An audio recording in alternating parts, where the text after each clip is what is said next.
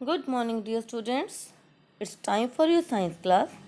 Dear students, in our last video, we have discussed about the various methods for preservation of food, like dehydration, canning and bottling, adding sugar and salt, and adding acetic acid. Today, we will discuss the next method of food preservation is the pasteurization. आज हम pasteurisation के बारे में पढ़ेंगे। इस method को हम milk और मिल्क प्रोडक्ट को प्रिजर्व करने के लिए यूज़ करते हैं। This method is developed by a great scientist known as Louis Pasteur and after his name the name of the method is known as pasteurization. So बेटा, what actually happen in pasteurization? इस मेथड में क्या होता है कि जो food होता है जिसे हम थोड़े समय के लिए रखना चाहते हैं, जैसे मिल्क है, तो उसे क्या किया जाता है, पहले गर्म किया जाता है बिलो 100 डिग्री टेम्परेचर पर, और उसके बाद उसकी इमीडिएट कूलिंग की जाती है। मीन्स उसे एकदम से ठंडा किया जाता है। ऐसा करने से क्या होता है कि जो भी माइक्रो ऑर्गेनिजम्स फूड में या मिल्क में प्रेजेंट होते हैं वो सारे के सारे किल हो जाते हैं, ख़त्म हो जाते हैं। पर बेटा, कुछ ऐसे भी माइक्रो ऑर्गेनिजम्स होते हैं जिनको गर्म करने पर उनकी ग्रोथ पर कोई असर नहीं होता। तो ऐसे में हम अपने फूड को कैसे बचाएं? फूड को बचाने के लिए हीटिंग के बाद हम उसे कूलिंग के लिए रेफ्रिजरेट कर देते हैं, उसे फ्रिज में रख देते हैं। तो दैट्स वाई क्या होगा इससे कि जो माइक्रो ऑर्गेनिजम्स होते हैं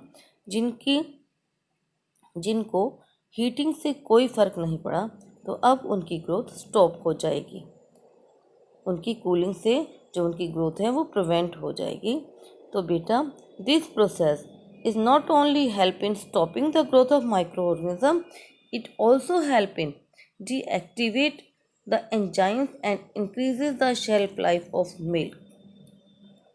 तो ये जो प्रोसेस है बेटा, ये केवल हमें माइक्रो ऑर्गेनिज्म की ग्रोथ को प्रिवेंट करने में ही हेल्प नहीं करता है, बल्कि कुछ एंजाइम्स होते हैं उनके एक्शन को भी ये डीएक्टिवेट कर देता है और हमारे जो फूड आइटम्स हैं उनकी शेल्फ लाइफ को इंक्रीज कर देता है।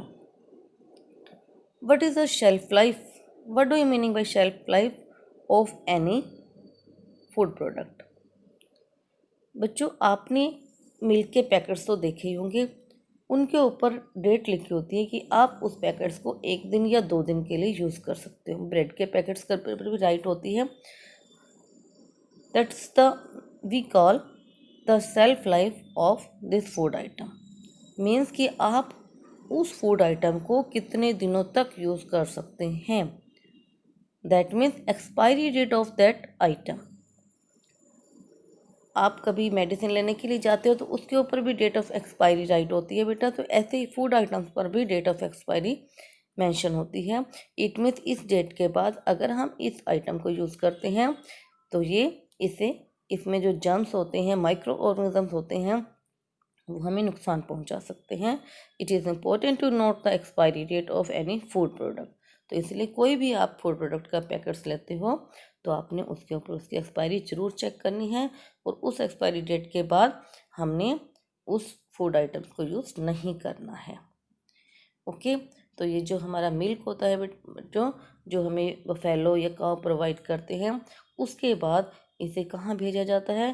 पेस्चराइजेशन यूनिट में भेजा जाता है, जहाँ इसे जर्म्स फ्री किया जाता है, माइक्रो ऑर्गेनिज्म से फ्री किया जाता है, और उसके बाद इसको पैकेट्स में फिल करके उसे हमारे पास पहुँचाया जाता है। And next method is refrigeration. Refrigeration is very convenient methods. ये तो आपको पता ही है कि हर किसी के घर में फ्रिज है, और जब भी कोई किचन में कोई भी खाने का सामान बचता है तो मम्मा आपके क्या करते हैं, फ्रिज में रख देते हैं। तो इस प्रोसेस में क्या होता है कि माइक्रो ऑर्गेनिज्म और एंजाइम्स जो होते हैं लो टेम्परेचर पर डीएक्टिवेट हो जाते हैं, जिससे क्या होता है कि हमारा भोजन स्पॉइल होने से बच जाता है। Next is the vacuum packing. Vacuum packing में क्या होता है कि इसमें से फूड में से या जिसमें हमने फूड को सेव करके रखना है, प्रिजर्व करके रखना है, पैकेट्स में जब पैकिंग होती है तो उस पैकेट्स के बीच में से एयर को निकाला जाता है। जैसे डिहाइड्रेशन मेथड में मैंने आपको बताया था कि फूड आइटम में से वाटर को रिमूव किया जाता है, ऐसे ही इसमें एयर को रिमूव किया जाता है। इसमें क्या करते हैं कि वो जब हम इसको वैक्यूम क्लीन कर देते हैं तो उसमें ऑक्सीजन कम हो जाती है, और इससे क्या होगा कि जो बैक्टीरिया है तो माइक्रो ऑर्गेनिजम्स हैं उनकी ग्रोथ रुक जाएगी, स्टॉप हो जाती है, क्योंकि उनकी ग्रोथ के लिए वाटर और एयर दोनों को ज़रूरत होती है, जिससे बैक्टीरिया की पॉपुलेशन इंक्रीज होती है। This method is commonly use to store dry fruits. जैसे ड्राई फ्रूट्स हैं, सीरियल्स हैं, नट्स हैं, इनको वैक्यूम पैकिंग में किया जाता है। और ये वैक्यूम जो पैकिंग होती है, मतलब जब हम पैक कर रहे हैं उस वक्त उसमें से ये किया जाता है। ये प्रोसेस ये एक मशीन के द्वारा किया जाता है। जिस भी चीज़ में हमने अपने भोजन को सेव करना है उसमें से मशीनों के द्वारा क्या किया जाता है, उसमें से एयर को निकाला जाता है, और उसके बाद उसके अंदर जो होती है हम भोजन को सेव करते हैं। Food containing fats and changes their smell. कुछ फूड आइटम्स होते हैं तो जब हम उनको पैक करते हैं तो वो जब ऑक्सीजन अगर उसके अंदर प्रेजेंस होती है तो उसमें उसकी स्मेल चेंज हो जाती है, टेस्ट चेंज हो जाता है, मीन्स वो ख़राब हो जाते हैं।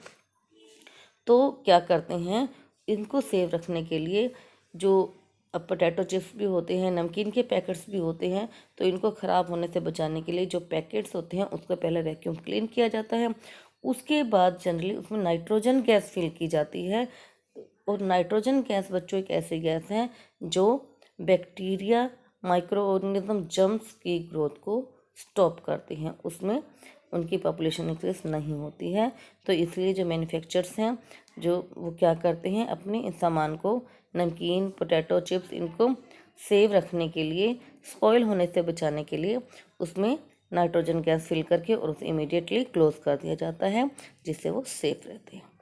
ओके बच्चों, तो नेक्स्ट वीडियो में हम पढ़ेंगे इम्पोर्टेंस ऑफ फूड प्रिजर्वेशन, कि हमें फूड प्रिजर्वेशन कर जो हम भोजन को स्पॉइल होने से बचाते हैं उसकी क्या इम्पोर्टेंस है, हम क्यों बचाना चाहिए। ओके।